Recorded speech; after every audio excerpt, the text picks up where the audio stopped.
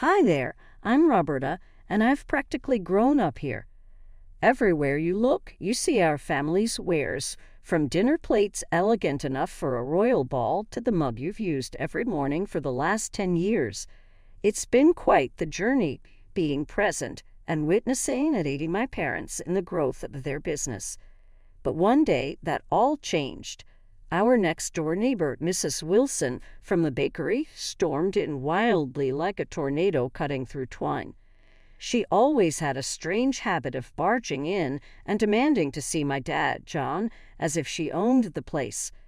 She barely knocked a shoe on the carpet before shouting, "John, I need to talk to you, pronto?" Even with the racket of my clanking the feel of a ceramic teapot into its slot on display, I paused with something short of an eye roll to watch not so silently. My dad cleansed his hands on his apron and glanced at me with eyes that seemed to say, "Here it comes." "Sure thing, Beverly. We talking 69 or 04? Here," my dad quipped. Mrs. Wilson cleared her throat, freshly magenta-dyed hair falling out of her scarf. "I'll be blunt about this, John," she said. "It's just about time we consider some bigger things about this little old business of ours, don't you think?" The voice she used was more than serious. It was as if her voice was just a tad too low to understand without asking her to repeat herself multiple times. Dad coughed awkwardly. "Merge, huh? That's quite a presumptuous suggestion, Beverly. What sudden reason do you have to harbor this thought at your mind?" But she wasn't done, leaning her body close to his. "I think we could make it even more beneficial for us by our kids, that is, Lucas and Roberta."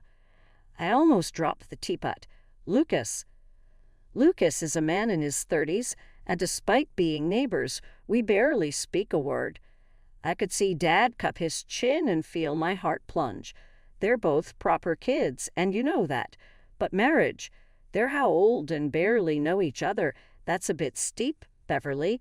I think they'll get along, I assure it.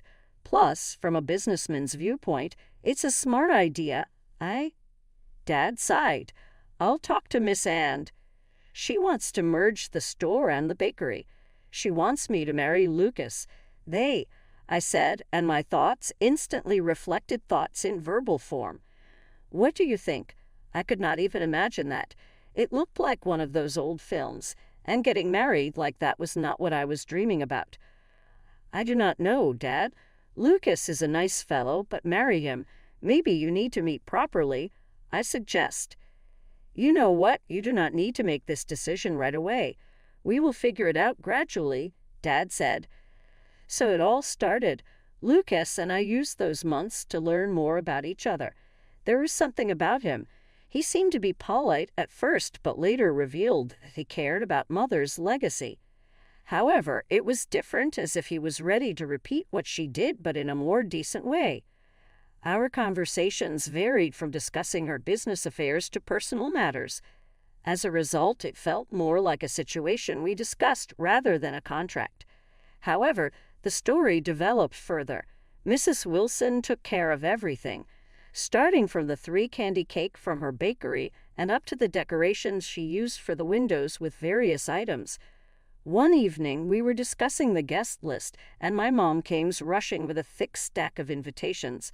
For a second, it felt like she was inviting the entire town over. "Roberta, dear, I have included some additional names in your guest list. Our company and I need them to be there," dropping the stack on the table with a thud that shook the floor beneath me. Kept my mouth shut, not wanting to start a fight. However, Lucas saw me clenching my fists and sneaked a hand below the table to give mine a reassuring squeeze. "She has no say in this. It is our wedding day," he whispered. The wedding flew by in a flash. I stood resplendent in my dress at the back of the hall, feeling more like a decoration in Mrs. Wilson's master plan than a bride. Dad walked up to me, a forced smile on his face. "You look beautiful, Roberta. Are you ready?" I smiled weakly back at him. Let's get it done with. In what felt like seconds, The ceremony was over, and Lucas and I were smugly declared as newlyweds. The reception was filled with loud chatter of Mrs. Wilson's cohorts who spoke more about our partnership and what we could create than our union. A few days post our nuptials, the merger was finalized. Both the stores were destroyed into that one big building, with one part being the bakery and the other the tableware section. And Mrs. Wilson was around the store on the opening day, running around as a general in her shop. "Roberta, honey, you've got to make sure those plates are aligned with the symmetry cells of the pastries." Mrs. Wilson's voice cut through the store like a precision knife. "Not quite there, honey. Fix it." I readjusted the plate, while Lucas spent his day in the bakery side, coordinating the bakers. "Hey, Robbie, the scone's gotta be fresh, do you hear?" he shouted over the noise. "I cannot hear this damned plates." "Just a day of the other side, loving the symmetry chaos," he shouted back. The springs seemed to be heavier than usual, and weeks assigned themselves into months. I began to skip half of my college classes for the sake of running the store front, helping in the bakery side, and signing all of the paperwork. One evening, she said, "Roberta, you're in business now. You don't need that degree.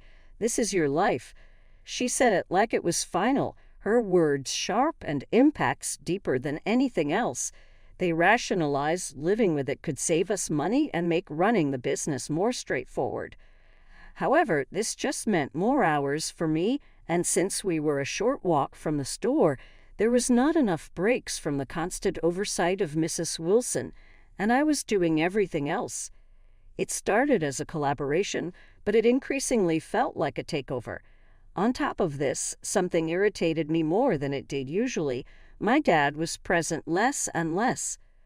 One busy Tuesday morning, and I was setting up the store, and it was 15 minutes before opening, and I felt his absence.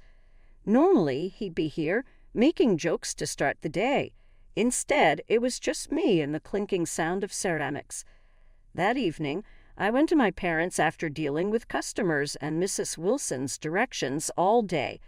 The air in their living room was heavier than usual, and it felt like every word being thrown had to stay because no one could speak it. "Why aren't you at the store much anymore, Dad?" I said as soon as I sat down with no polite inquiries. He looked at my mom, his forehead forming a fold. Her back straightened, and she scrubbed her hands on the apron before facing me. "Roberta, your father is old. The shop is draining him. This way, I make it more manageable for everyone." Mrs. Wilson spoke. I did not want to listen to any of her business talk. I fired back, "Except that's not your call. He built this shop. You can't just shuffle him off because you think it's better."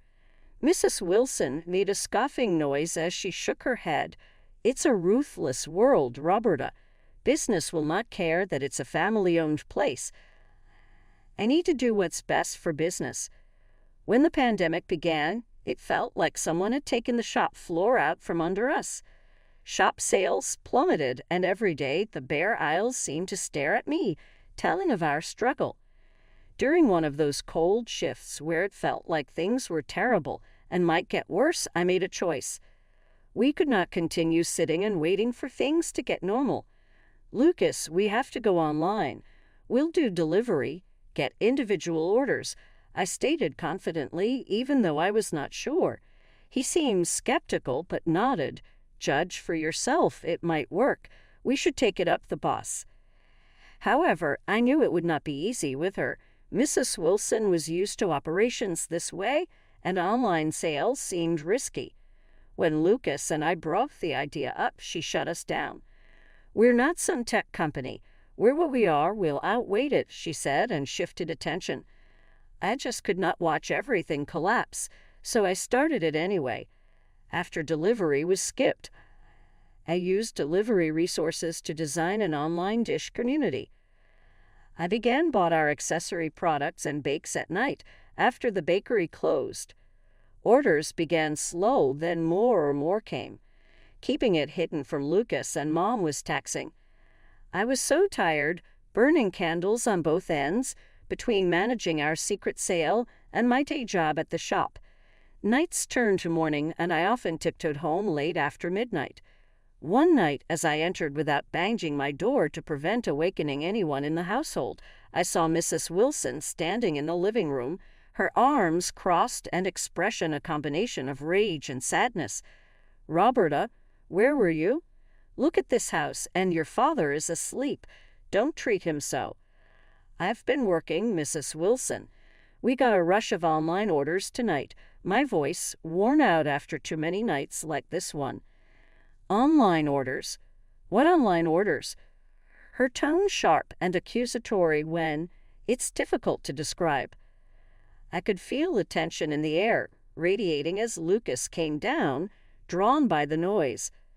"Mom, what's going on?"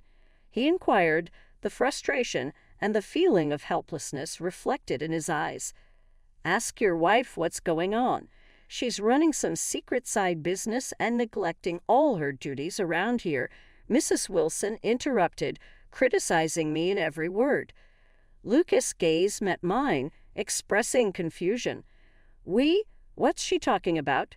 Sighing, I finally gave in, the feelings and fatigue of the last weeks slowly creeping up on me. "I've opened an online store. It's what keeping us afloat with the pandemic and everything. I thought she wouldn't have agreed, so I didn't tell you." Lucas's look was blank, the gaze alternating between me and his mom. "You should have told Anne, Roberta," he concluded before moving to his mom and adding, "and you should have been more open for her ideas." Instead, Mrs. Wilson grimly went, "This is my house, and while you're under my roof, you'll follow my rules, both of you." The argument spiraled from here. Lucas went with his mom this time, usually my ally. "Roberta, you need to learn how to balance your time better, help out around the house more." Each word was a babble in my ears. Defeated and broken-hearted that Lucas couldn't see how hard I worked to save our business, I cut back on the online orders. Mornings were now for cleaning the house. Afternoons spent running the pastry counter were painful. It was everything I had to scale back on to keep peace in my house. On an especially dreary, rain-soaked afternoon, I was straightening up the store hall when I heard the door creak open. A little girl about 8 stumbled in, clothes drenched and sticking to her skin. Her face was covered in streaks of tears as she cried. "Hey there, what happened? Are you okay?" I asked, trying to sound as kind and calming as I could. Before she could answer, Mrs. Wilson saw us from the end of the aisle. She quickly marched over, lips tight. "What is this, Roberta? We don't have time for this today. She looks like a beggar. Put her out before other customers see." Her words made my stomach twist in a painful knot. "She's just a child, Mrs. Wilson. She's clearly lost and is in severe need of help," I tried to reason. Lucas overheard his mother, and his face was unreadable as he walked over to us and observed the young girl. "Roberta, Mom is right. We can't have kids like her just running into the store. It's not good for business. Just handle it, okay?" I couldn't believe what I was hearing. "Lucas, she's alone and frightened. We can't throw her back out into the rain." My heart pounded with frustration and sympathy. I ignored them both, leading the girl to a chair and wrapping her in a clean blanket from the back room.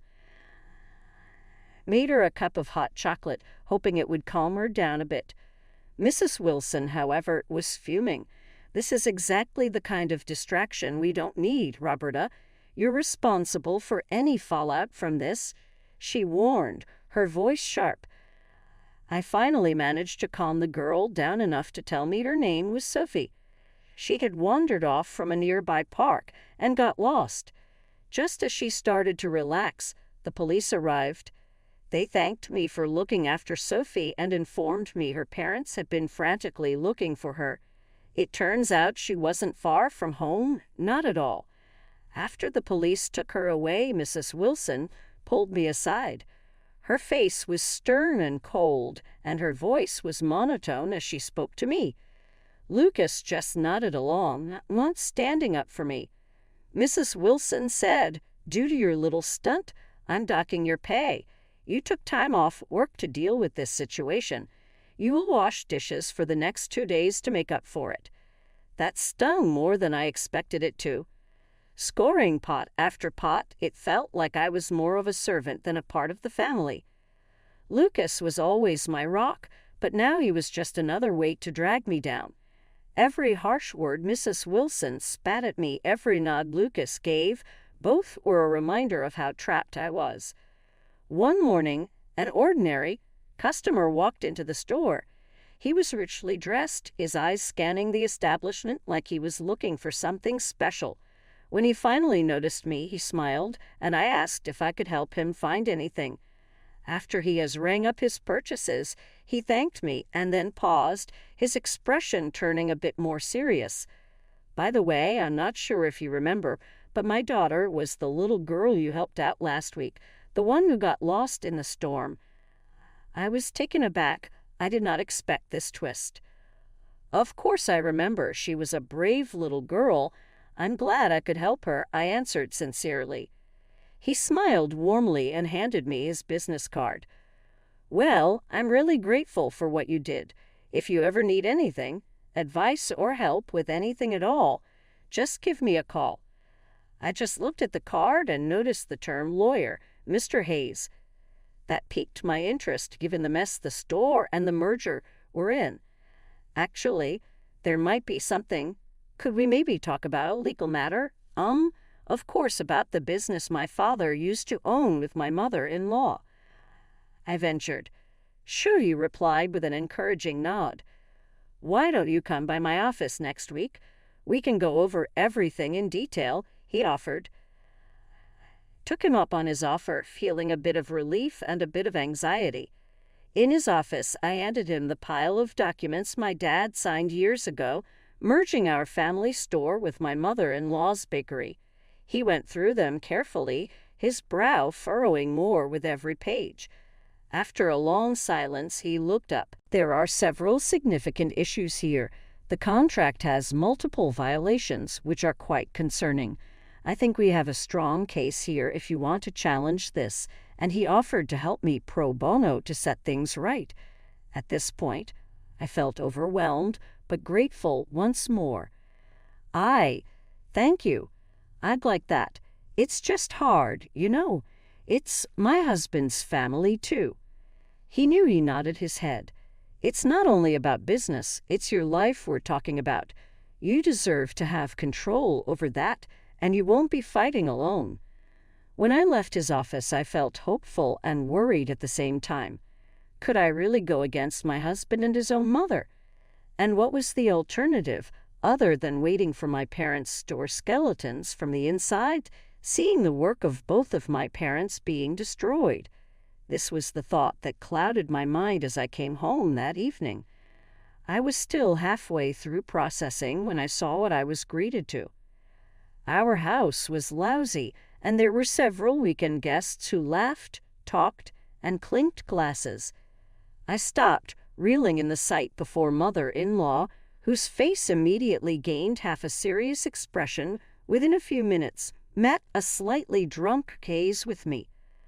"Oh, there you are wandering the streets when you should be serving your guests," she bellowed from across the room. "It's your anniversary, Roberta. Don't you have any sense of duty?" My blood ran cold, and I scrambled as my face began to heat up in the room, not daring to meet anyone's gaze. The events of the day have forgotten my 1-year marriage anniversary completely. I'm sorry, I forgot. I didn't know it was today. I tried to apologize, but to no avail. She just got angrier and rosier and finally took a pizza box that was lying around next to me in a fit of frustration and stormed my way. I was able to dodge it when the pizza box I had held earlier fell onto the floor, completely useless. "Unbelievable," she shouted. Before I could say anything, before I even could fully process anything, Lucas came over. He too displayed the telltale signs of alcohol guilt. "Look at you, not even ready to eat. Wash up, for heaven's sake," he slurred, immediately letting all the wine from his glass spill over my hands and my shirt in a grotesque imitation.